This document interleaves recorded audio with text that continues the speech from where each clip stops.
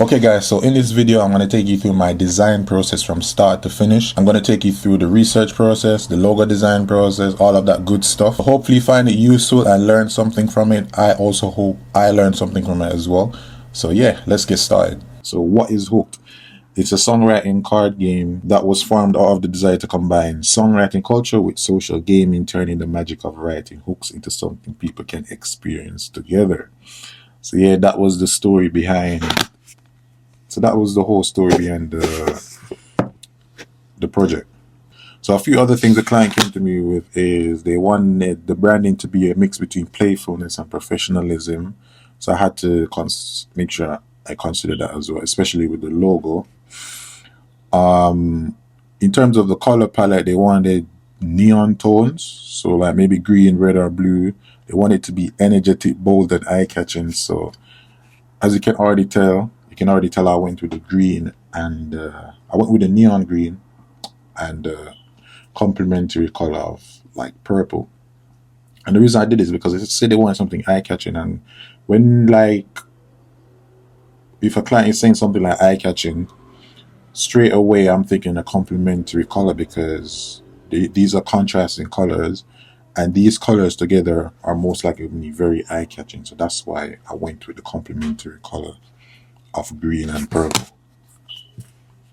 So yeah, after they sent me the brief, I sent them back a few questions, just a few questions. So the reason I send them these questions is because it's going to help me with everything else. So for example, I send them question like, what does your business do? What is the product or service?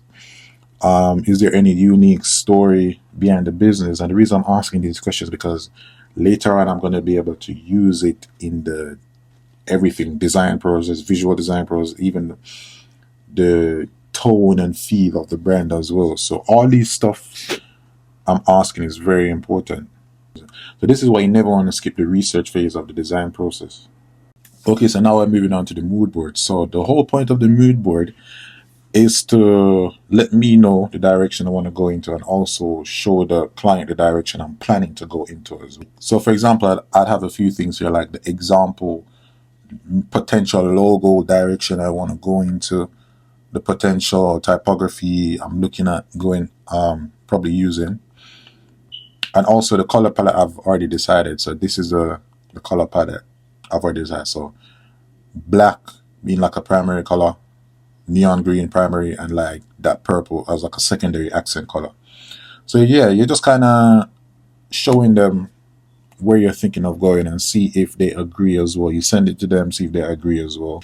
So after you've done your mood board, you can now move on to the logo designing. This is my favorite part. I really like creating logo. But here, I should have done like sketches. I know a lot of people do a lot of sketches when they're doing their logos. But me, sometimes I like to jump straight in and just like start coming up with ideas from there. But as you can see, I played around a few ideas here.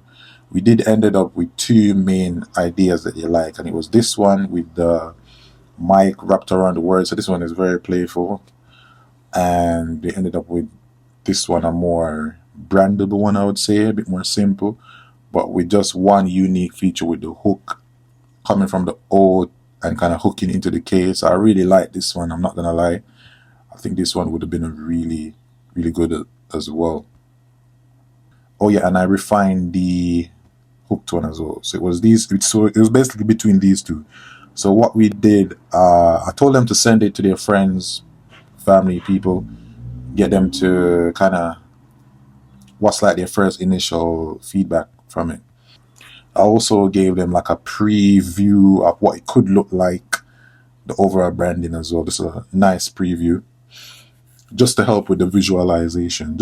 So what the results were, everyone really liked this one, the one with the mic wrapped around the logo. I'm not gonna lie, it makes sense. It's the most playful and it's the most kind of eye-catching, I would say.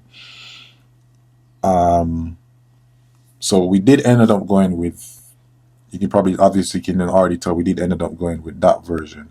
But the reason why I thought this one was good is because I feel like it would probably be a little bit more brandable in terms of like when it comes to putting it on like maybe t-shirts and like assets and stuff like that.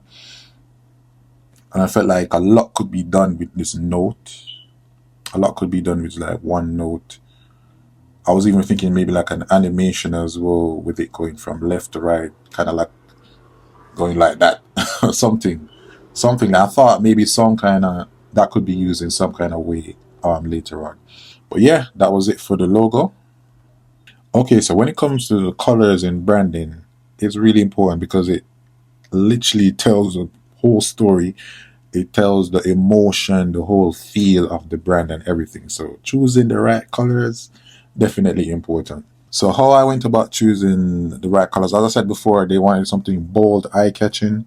So straight away, I'm thinking complementary colors. They said they wanted neon as well, so I chose neon to be like the main primary color.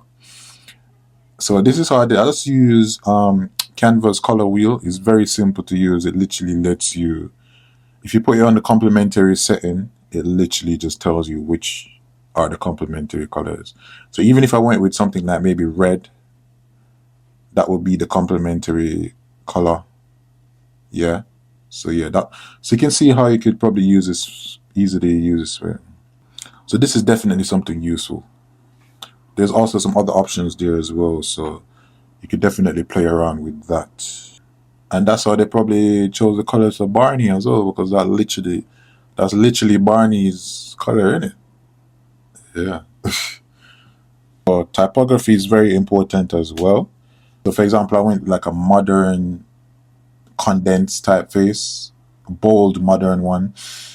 So I felt like this definitely does relate because, as you said in the beginning, they wanted something bold, something modern. So this is why I chose this font. I mean, there's a lot of different fonts you can use, but sometimes you just have to go with your gut. But also the reason why I chose this font was because it is the customized font I use for the logo as well. So naturally, I felt like it would be the right font to use. Then I just went with a nice secondary font, just kind of very clean, basic font, nothing too special here. Just to use it as like for body text, any long paragraphs and so on. Cool. And yeah, so that's it for the typography. All right, guys. So let's move on to the brand assets. So these are basically like supporting elements for the visual identity. So it's basically just kind of giving it more. It's kind of just adding to that complementary. Yeah, it's basically making everything a bit more cohesive. Yeah, that's the word. Getting everything to be more a bit more cohesive. So, special. I know brand patterns can get complicated, but for me, I just wanted elements relating to songwriting. So, for example, we have the paper, we have the pen, we have the notes. So, just like relevant imagery that matches the whole vibe of the brand. So when it comes to like patterns can be used in many different situations. So it can be used like as background elements, so like just like transparent in the background. I really like doing that. It kind of gives your overall design depth. So if you do like any posters, if you look at this, you can see I have it in the background there. So brand patterns, very useful. I even use it for the card as well, behind the card as well. So yeah, patterns and these supporting elements for the brand, yeah, very useful. So how I created it was, I mean, you can, this is subjective. You can do what kind of whatever you want.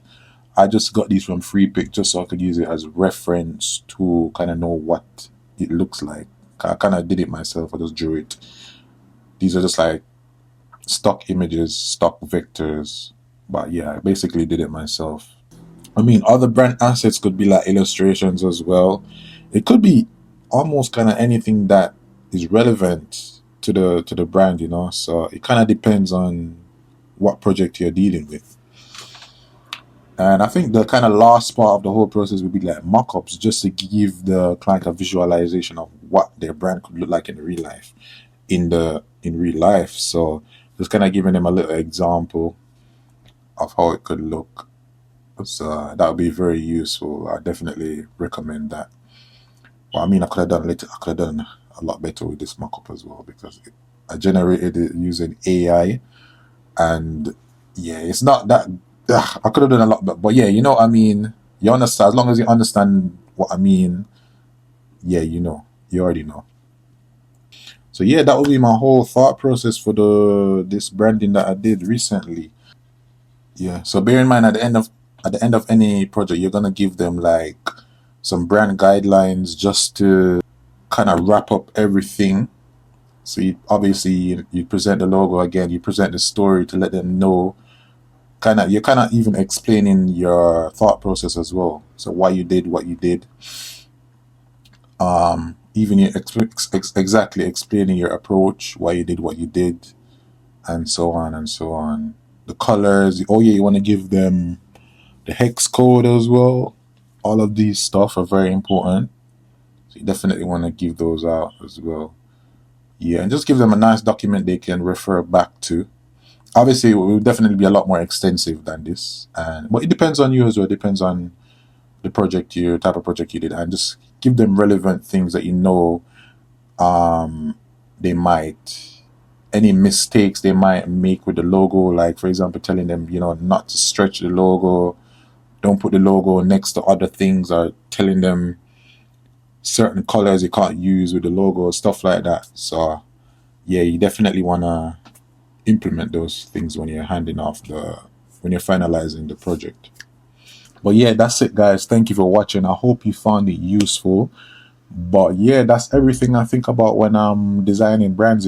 Like, yeah, I know these things can be subjective at times, but you just have to trust your gut feeling. And we're all learning, we're constantly learning, so we just got to keep practicing and just get better and get better and get better. But yeah, I hope you found the video useful, and thanks for